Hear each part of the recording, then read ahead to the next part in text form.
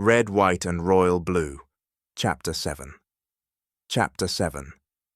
Cracks in the Glass. Henry was quiet, too quiet. His texts came slower, shorter, like walking through fog. His replies no longer carried the spontaneous charm Alex had come to treasure. Instead, they felt cautious, like every word had been reviewed twice by someone else, or by fear. Alex noticed. It had been almost 3 weeks since they had last seen each other. 3 long weeks filled with duties, appearances, press obligations, all things that kept them apart physically. But now the emotional distance was creeping in too. Their connection hadn't faded, not completely. It still hummed in the background of every day. But something had shifted. The thrill that had once electrified every call, every message, was still there, but now it pulsed beneath a layer of unspoken tension. One evening, unable to take it anymore, Alex called. "Hey," he said quietly when Henry answered. "Are you okay?" There was a pause, longer than usual. "I don't know," Henry finally said, his voice low, unsure. "I feel like the closer we get, the more I'm pulling away, and I hate it." Alex sat down, the weight of those words heavier than he'd expected. "Then don't pull away," he said gently. "I'm here. I've been here." Henry exhaled slowly, a sound of frustration more than relief. "It's different for me. For you, this is hard. I get that. But for me, it feels impossible. My life's not just mine to live. Every part of it is someone else's decision, someone else's tradition. If I move, something breaks." Alex was silent. He understood, he always had, but hearing it, so raw and honest, hurt in a way he wasn't prepared for. He leaned back and stared at the ceiling. "I want to be with you," Henry continued, his voice cracking slightly. "God, I want it so much, but sometimes I wish I'd never felt this way, because now I can't imagine what life was like before, and I can't imagine not loving you." Alex's voice came soft, trembling. "Then we'll find a way. We'll figure it out. We'll make the impossible possible, together." There was a long silence between them, filled only by the sound of both of them breathing. It wasn't a promise, it wasn't a solution, but it was something real, a shared determination, a quiet resistance, a belief that maybe, just maybe, love was worth the risk. They weren't ready to give up. Not yet.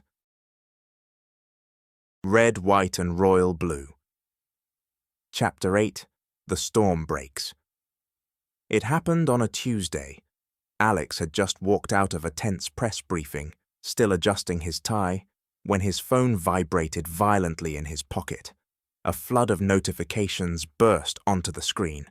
Breaking news alerts, text messages, Twitter mentions, and at the top, a single message from June. "You should come home. Now." His chest tightened, a cold rush of panic settling in. The leak had hit, and it hit hard. Private emails, screenshots of messages, blurry but unmistakable photos. Nothing explicitly scandalous, but enough to tell a clear story. Enough to let the world draw its own conclusions. Enough to confirm what had only been whispered before. The story was everywhere within minutes. First son's royal affair. Alex Claremont Diaz and Prince Henry of Wales. Leaked correspondence. At the White House, chaos exploded. Phones rang non-stop. Press teams scrambled to control the narrative. Advisors swarmed in and out of meeting rooms. The silence before had ended with a roar. When Alex stepped into the West sitting room, his mother was already there. President Ellen Claremont sat calm, composed, but her eyes were sharp. She held a folder of printed screenshots and articles. She looked at Alex for a long moment before saying one thing. "Is it true?" Alex, voice firm, replied, "Yes." She took a deep breath. Then we don't run from it. We don't deny it. We defend it. Chapter 8. The Storm Breaks. Across the Atlantic, in the heart of Buckingham Palace, Henry disappeared from the public eye. No public appearances, no statements, only silence. It was as if the palace walls had swallowed him. Alex waited, and waited. He watched the news cycle twist the story into a dozen narratives. He ignored the press camped outside. He stopped opening social media. Days passed. Then, one night, 2:07 a.m., his phone buzzed again. "Can I call?" Alex didn't hesitate. He answered on the first ring. Henry's voice was quiet, tired, but there was something else there too. Resolve.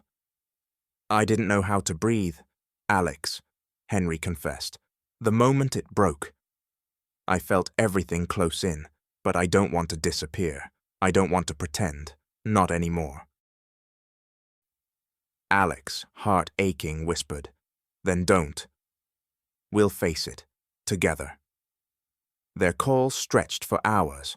No schedule, no script. Just confessions, fears, soft laughter. A storm had broken, yes, but in the wreckage, something new had taken root. A choice to stay. Outside, rain lashed the windows. Inside, two young men clung to the only thing that made sense anymore: each other. And somewhere in that storm, they began to see light.